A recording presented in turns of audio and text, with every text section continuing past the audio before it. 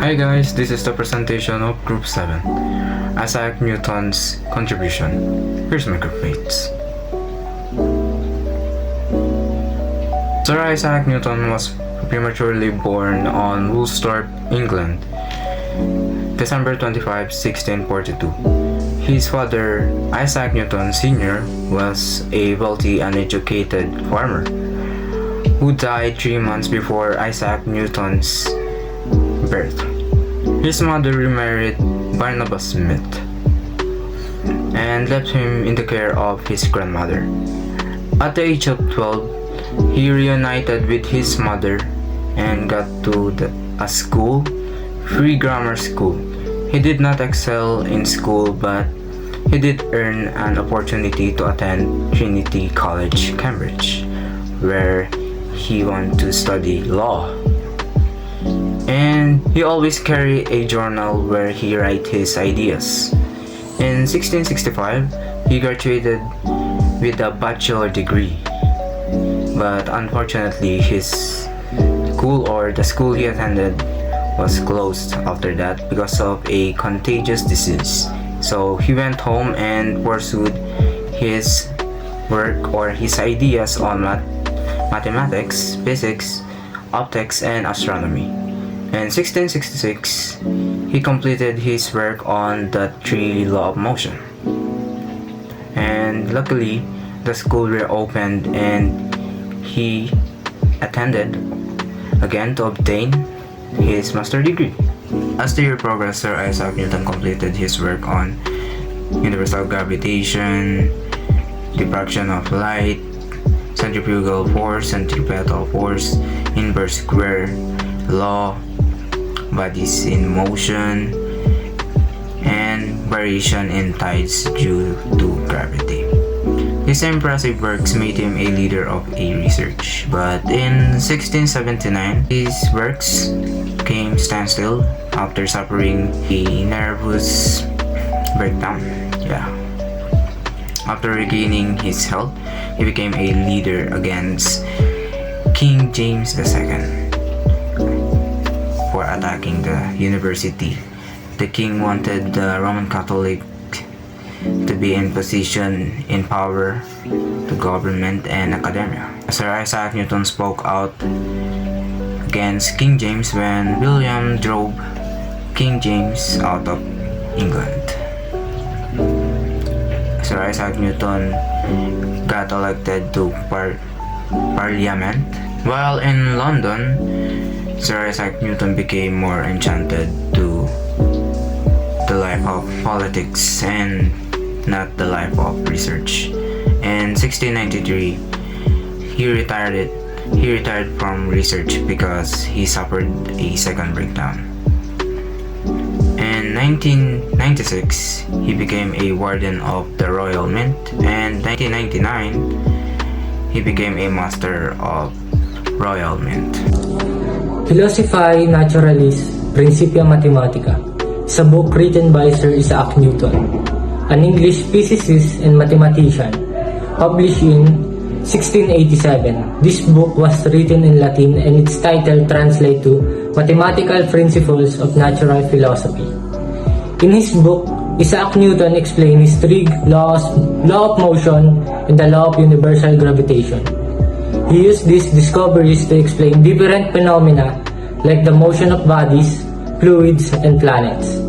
This book is a monumental work in the history of science and mathematics, as it laid out the foundation of classical mechanics and universal gravitation. It is considered one of the most important works in the history of science, as it provided a mathematical framework for understanding the physical world. Isaac Newton confirmed Kepler's law of planetary motion to show that the movement of planets could be explained by universal physical laws, especially his law of gravitation. By applying his laws of motion and gravity, he provided the mathematical foundation to explain why planets follow the elliptical orbits Kepler had observed. Newton's works unified celestial and terrestrial mechanics, proving that the same force governing objects on Earth also apply to planets and stars. Thus, Newton's law of gravity not only confirmed Kepler's observation but provided a deeper understanding of why planets move the way they do in the solar system. Orbital mechanics. Earth and other planet orbits the Sun due to its gravitational attraction. Its velocity creates a balance allowing it to escape falling into the Sun. Orbital mechanics. Earth and other planets orbit the Sun due to its gravitational attraction. The Earth's velocity creates a balance, allowing it to escape falling into the Sun while maintaining an elliptical orbit. Newton's insight was that the gravitational force not only explained why the planets don't fly off into space, because the Sun's gravity keeps them in orbit, but also why they don't fall into the Sun because their orbital speed and the force of gravity balance each other out. The planets are in a constant state of repulse towards the Sun, but because they are moving sideways at a sufficient velocity, they keep missing the Sun, resulting in an elliptical orbit. Universal gravitation. The universal force of attraction acting between objects is known as the gravitational force. Isaac Newton stated that every point mass attracts every other point mass by a force acting along the line intersecting both points. The force is proportional to the product of their masses and inversely proportional to the square of the distance between their centers. Or expressed in the mathematical formula, F is equals to G times M1 times M2 over R squared, where F is the gravitational force, M1 and M2 is the mass of the first and second object, and G is the gravitational constant, which is 6.7 times 10 raised to negative 11 Newton meter squared over kilogram squared, and R is the distance between the centers of the two objects. The constant proportionality, or G, in the above equation is known as the universal gravitation constant. Henry Cavendish experimentally determined the precise value of G, and the value of G is found to be equal to 6.67 times 10 raised to negative 11 Newton meter squared over kilogram squared. This law states that every object attracts every other object with a force proportional to the product of their masses and inversely proportional to the square of their distance apart. The impact of Newton's laws is huge, with application in GPS technology, space exploration, geophysics, astrophysics, and engineering. It enables accurate trajectory planning, orbit determination, and informs design of structures, bridges, and high-speed transportation systems. Newton's laws of universal gravitation revolutionized our understanding of the natural world, shaping the courses of physics, astronomy, and engineering. 17th centuries, astronomers discovered the Earth orbit the Sun, which led Isaac Newton to investigate planetary motion. He developed the law of universal gravitation, proposing that gravitational force pulls objects toward one another.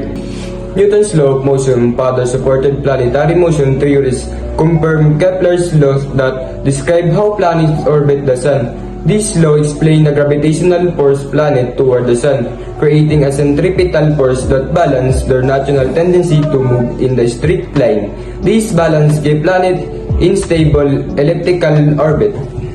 Law of inertia, an object in motion will stay in motion in a straight line unless acted upon by external force. For planet, this means that they should continue while moving straight, if not for the gravitational pull of the Sun. Law of acceleration states the planet acceleration toward the Sun proportional to the law of gravitational force. Law of interaction explains the Sun and planets exert equal and opposite gravitational force in each other. Although the Sun's massive size means it's barely moves in response, this understanding of motion helped to explain planetary orbit and the continual change in planets' velocity as they orbit. 1670 to 1672, Newton lectured optics in Cambridge. During this period, he investigated the refraction of light, and on this time, he made the corpuscular theory. Through the use of the prism experiment, the corpuscular theory stated that light is composed of small particles, but later on it was denied because of some aspect that cannot explain. Next is the Newtonian telescope. It's the first refracting telescope. Instead of using flat lens, he used a curved mirror or a concave mirror. These allow for better light gathering ability, resulting in brighter and clearer image. Sa makatuwid, ang curved mirror ay mas mahusay sa pagkolekta at pag-focus ng liwanag. Ang Newtonian telescope ay mayroong maikli at mahabang focal ratio. Ang maikling focal ratio ay nagbibigay ng malawak na field of view, habang ang mahabang focal ratio ay nagbibigay ng magnification. Isaac Newton primarily used his Newtonian telescope for astronomical observation. He utilized it to study celestial body kagaya ng buwan, planeta, at mga bituin. Although specific details about the exact celestial object he observed with his telescope aren't widely documented. Let's move on to this dispersion of light, Newton's prism experiment. In this, Newton demonstrated that white light is composed of a spectrum of color when passed in the prism. A prism is a clear triangular device made up of plastic or glass. So, how does a spectrum of color happen? As you can see on the picture above, it happens when light enters a prism. It slows down and bends. This bending is called refraction. As light passes through the prism, each color bends slightly different angle. This separation of color is called dispersion. The dispersed light then exits the prism, creating a visible spectrum of colors. The so-called Roy-Gibb stand for red, orange, yellow, green, blue, indigo, and violet. The color was arranged from who was the longest to shorter wavelengths. Later on, Newton published a book called Optics on 1704. It contained all of his studies and understanding about light and color. The Optics remain a foundation text in the history of science. Its impact on our understanding of light and color continue in various fields of science and technology. One of the most important inventions in mathematics is calculus, which was first developed by Isaac Newton in 1666. At the age of 23, Newton began to think about problems related to motion, gravity, and change in nature. He didn't immediately share these ideas, so they weren't known to the world at that time. While Newton was working on his calculation, a German mathematician named Gottfried Wilhelm Leibniz was also developing his own ideas about calculus and publishing them. Since their ideas are similar, a major dispute arose between the followers of Newton and Leibniz about who had discovered calculus first. The argument continued, and despite their conflict, both Newton and Leibniz are now recognized as co-creators of calculus, particularly in the field of integral calculus, which focuses on finding areas under curves and accumulating small parts to find a total. Newton used calculus to explain motion and changes in nature, while Leibniz developed the notation or symbol that made it easier to understand and work with. Today, both are credited for contributing to the development of calculus. Another significant contribution from Newton was the binomial theorem, a mathematical rule that shows how to expand expression like quantity a plus b raised to n. Newton demonstrated that this could be applied not only to the whole numbers but also to fractions and decimals, which helped solve more complex questions. Meanwhile, Newton's method is a technique used to find the roots or solution of equations that are difficult to solve directly. So why was calculus developed? Calculus was created to describe changes in nature more accurately, such as motion and speed of objects. It helps us understand and solve problems in fields like science, engineering, economics, and etc. For example, in physics, calculus is used to calculate the current and changing speed of car or rocket. We can't just estimate the speed easily, so calculus is used to calculate the details of its motion and position at every moment. In geometry and engineering, calculus is used to calculate the area and volume of irregular shapes. It also used in design of buildings, bridge, and other structure to ensure proper construction and safety. In astronomy, calculus is used to calculate the motion of planets and stars in space, as well as the gravitational force that affect their movements. Through calculus, Newton was able to explain his law of motion and universal gravitation, which were key to understanding the movement of celestial bodies. Overall, calculus is a crucial mathematical tool that helps us better count, observe, and predict the change happening around us. Therefore, calculus is not just an abstract concept. It is an essential tool for understanding nature and solving practical problems in our world.